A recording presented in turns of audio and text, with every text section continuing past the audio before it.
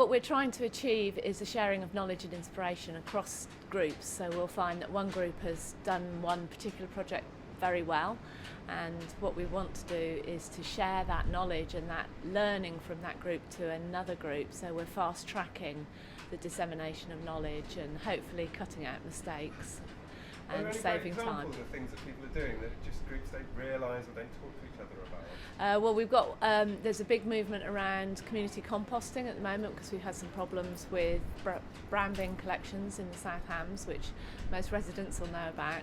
And Sustainable South Brent have got a really fantastic composting site. We did an open day, we arranged an open day a couple of months ago, and we had 5 groups come to South Brent to find out what they're doing, and hopefully they're all inspired and have kind of got their checklist so they can go away and make a start for themselves. Do you think people don't realise that they can just do little things and that things are actually happening locally? I think the whole thing with the climate emergency, it's so big and it's so huge, and things that we feel we can do are so tiny, but where we all come from is just do something. We can each do something, and we have to focus on what we can control and what's within our control, and not worry about what's outside our control. I mean, we can write to our politicians, but we can't change the law, but we can choose who we vote for, and we can't change the law. We can choose what we buy, but we can't change the supermarkets in a sense. But all of those things, by changing who we vote for, by changing what we buy, by doing the tiny things that we can control, all add up. Actually, they really add up.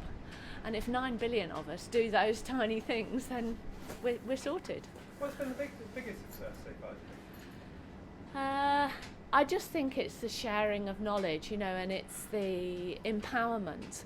I mean, we're very early days, but it's so lovely to see one group talking to another group and saying, hey, how did you do that? And what's the most important thing?